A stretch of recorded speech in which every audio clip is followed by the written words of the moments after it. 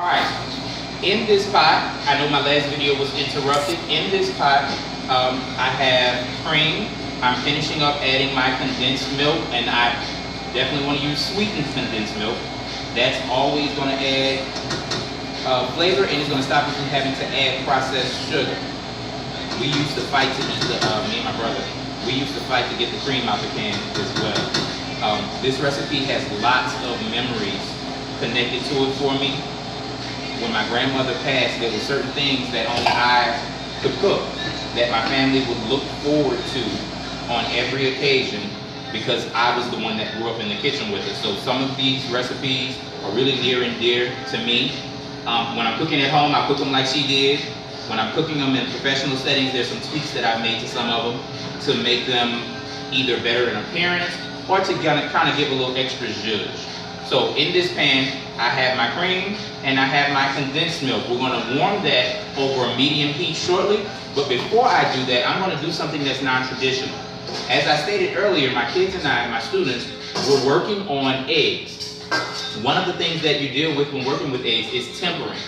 I'm not going to go through the tempering process with this. I have not noticed anything different in texture or in flavor when you do the tempering versus when you don't with this particular recipe. This is one of my tweaks because I'm familiar with this recipe. It's a family recipe. For everyone else, we want to temper. So we're going to start, we're going to take some eggs and we're going to separate them. Separate the yolk from the white. The whites I'm going to put in my KitchenAid bowl because we're going to whip those to a stiff peak.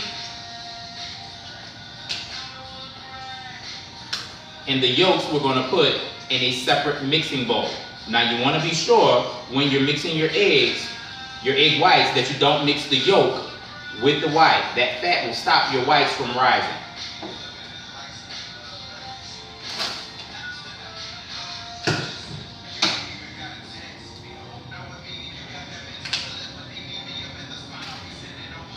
Okay, and this is really icky, but it's fun. We used to play with the eggs. My grandmother was really good at making sure my brother and I were active in the kitchen with her. One, it was a method to keep us from getting in trouble, because we were always into something and fighting each other and stuff, and fighting everybody else in some cases. And two, it was great bonding time. So I always encourage my students to cook with their families. You know, you may not get in the kitchen and know what mom's cooking for dinner, but this is a great way to build those relationships. And I take some of those same things that I learned with my grandmother and I do with my daughter. And she's 3, so it's those are memories that we'll never lose, and she'll always remember. And she's already a little baby chef, very much a food snob. Okay, so we've gotten our eggs separated.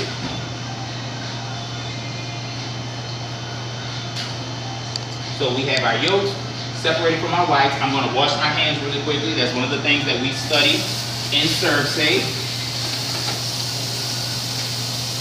so that we don't have any egg nastiness all over our workstation. I also have my bucket of sanitizing solution to wipe down my table. Sanitation is very important, especially when working with poultry or potentially hazardous food items. So I just like to keep a clean kitchen. That's the way my granny did it, so that's the way I do it. Clean as you go, so at the end you can just sit down and eat. So I wipe everything down.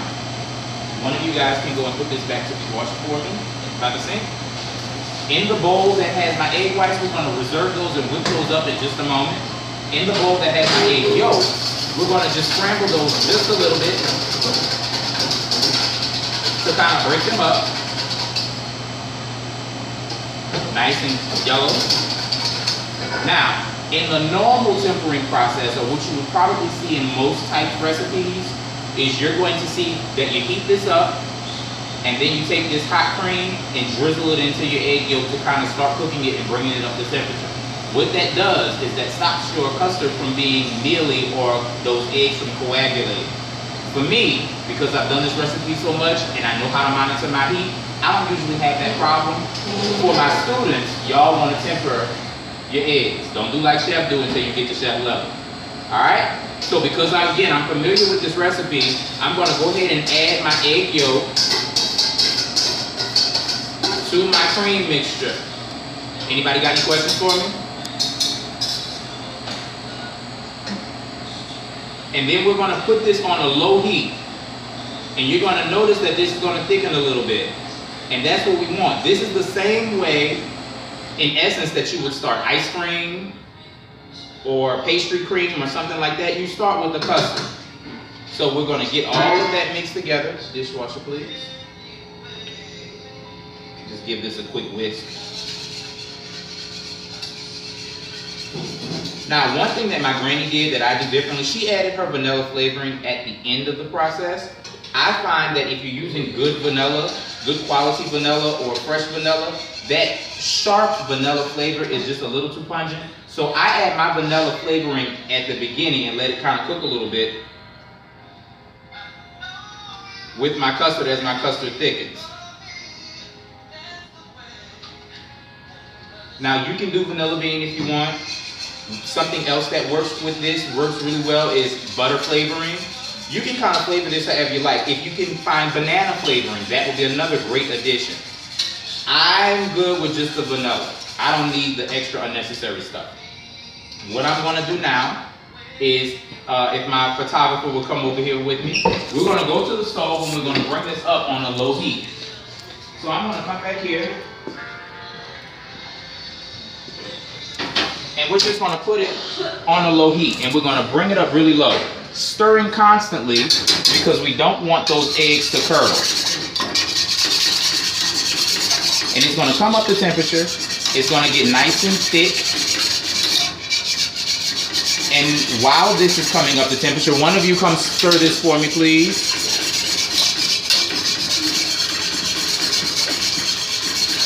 I'm going to leave my custard mix in the capable hands of Mr. Mike Heath, one of my students, an aspiring culinary artist, if he can stay out of trouble. And I want you to just stir that vigorously the entire time that it heats up. I'll be back shortly. Thank you, sir. Now, the next thing I'm going to do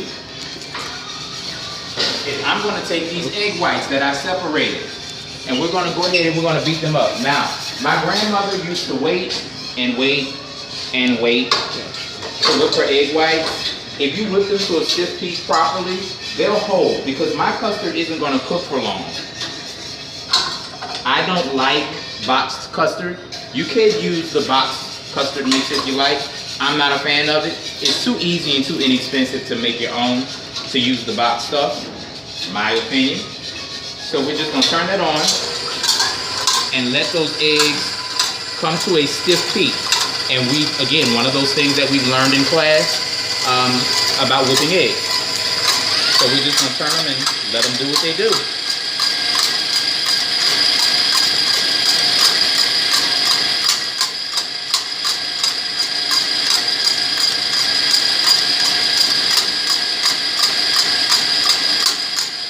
Anybody got any questions for me?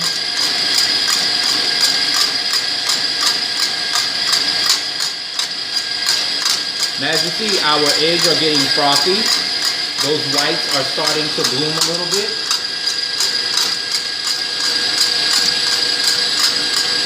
And we're going to bring them all the way up to this peak. Notice I'm not adding any sugar or anything to this. I'm just letting them whip. There's enough sugar in that sweetened condensed milk.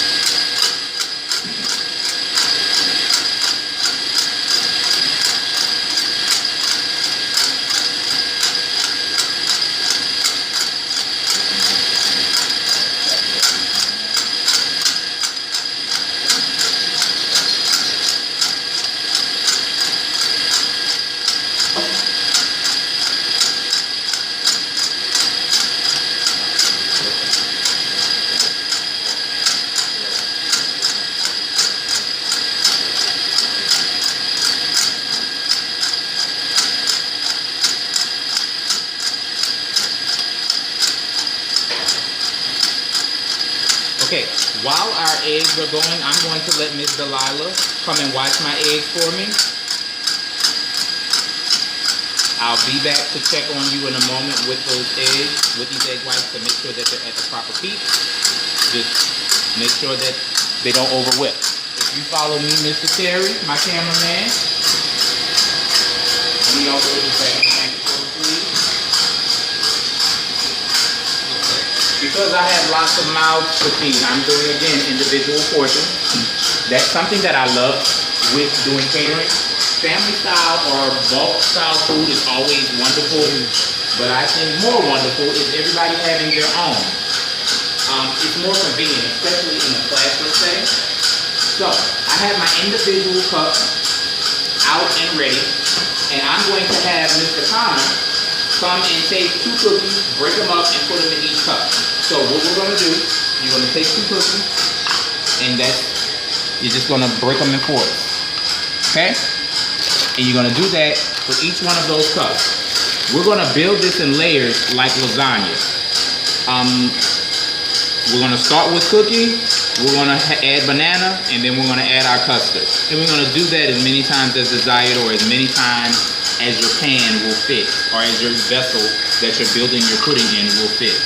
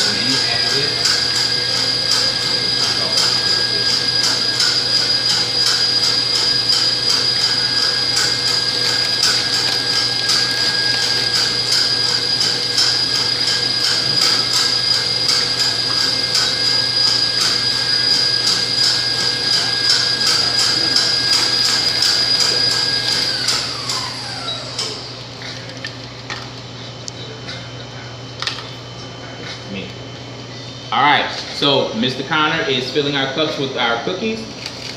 Mr. KJ, my key, is stirring our custard, and Ms. Delilah is working on our egg whites. So while they do that for me, then I'm going to start to cut up my bananas, because at this point the process really goes relatively quickly. Don't cut your bananas too early because they'll turn brown. They will oxidize. Sorry, Connor. They will oxidize, but you want them to definitely be waiting on you. You're not waiting on them. So we're just going to take our bananas and we're going to hold our knife properly, one of the things that we've learned in class, and we're going to cup our fingers, and we're going to cut these in maybe 1/4-inch slices. Okay? I'm going to do this for about 6 bananas. Most people like their pudding, well actually I can't say most. I've met people that like their pudding with a lot more pudding. They like it really moist, really wet. And then I met some that like it more heavy on the cookie side, where it's actually stiffer. That is at your discretion. You know how your family eats, you know what you like. So again, I leave that open to interpretation. It's up to you. I have some people that like banana pudding but don't like banana. So it just kind of is up to you. Another trick or tip that I've done in the past for clients, some people don't want to bite into slices of banana in their pudding. So I sometimes mash the banana and put it in my custard. That helps as well.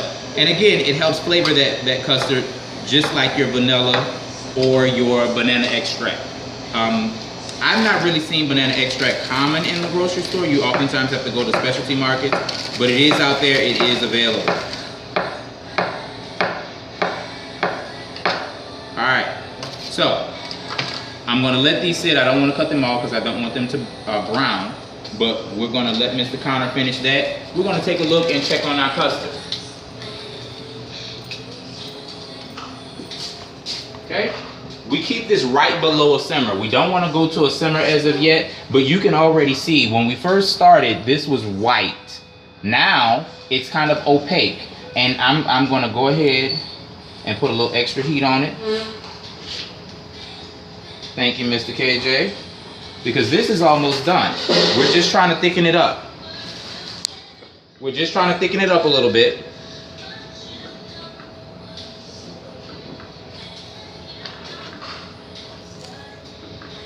Okay, And now we're gonna bring this, now that we've cooked it a little bit, we're gonna bring this to our prep table without burning ourselves. Could you move that bowl for me? Thank you. Thank you. All right, bring me my egg whites, please. Someone. Bring me that whisk that's on the stove as well. Now, this is where you start your actual custard portion. Thank you. I'm going to take this cream and condensed milk mixture, and I'm going to fold in my egg whites. Now, this is going to add a certain level of fluffiness to our custard. It's going to help lift up the heaviness of the cream. I don't worry about this is why I beat it to stiff peaks. I don't worry too much about keeping all of the air in the egg whites at this point. That's just the way my granny did it. So I just mix them up. That first little scoop of egg whites, I added in portions. The first portion of egg white that I add to this custard, I just whip the bejesus out of it. That helps lighten up the custard as a whole. And you can see the consistency has already changed. That egg white right now is cooking inside of that warm custard. And then we're going to add our next addition. You just break your egg whites up. We're going to put this on the heat for another minute or two once we have all of our egg white in, just to make sure all of our egg white is cooked.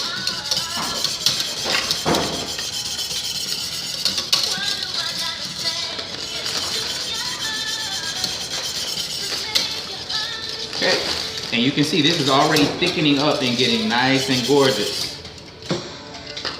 Okay, so I'm going to add my third addition. Now, I like to make my pudding not too stiff, not too runny. But when it comes to my custard itself, the stage that I'm at now, I typically like my custard to be a little loose. And the reason why I like it to be a little loose is because as this sits on those dry, stiff cookies, those cookies are going to get the opportunity to absorb all of that moisture.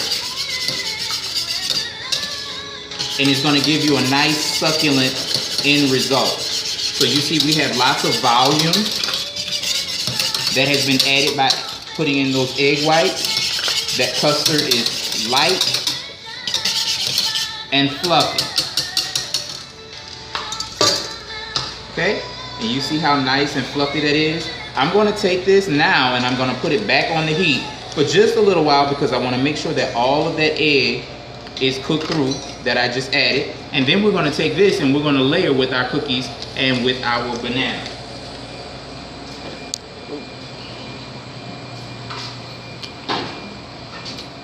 And thank you very much, Mr. Terry Tibbs, for filming me today. You're welcome.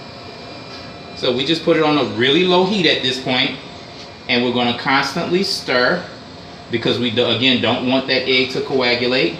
And as you can see, I have smooth, luscious, thick pudding mix, and this is going to thicken more as it refrigerates. Now, once you complete your layers in your container or your selected receptacle, putting your pudding together, you're going to refrigerate it for 6 to 8 hours overnight, you know, roughly. So it's going to sit, it's going to thicken in the refrigerator. Those bananas are going to break down a little bit because we're adding the hot custard to it. Those cookies are going to absorb the moisture that the pudding is contributing to the item, and it's going to be delicious. It already tastes good.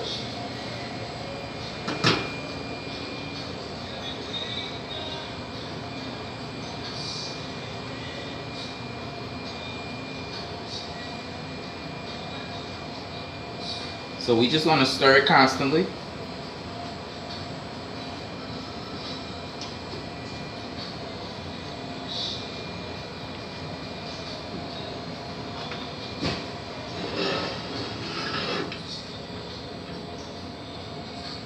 Look at that consistency. All right.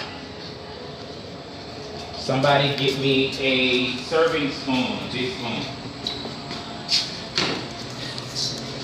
All right, while they do that, what I'm going to do now, Mr. Connor has so nicely put our cookies in the bottom of our container. I'm now going to put my banana layer. again, as much or as few as you like. I think for a small 6-ounce cup like this, 3 pieces of banana are usually sufficient. And of course, because of the way that the cup is made, it gets wider as you get to the top. I need one clove spoon. The further you get up in the cup,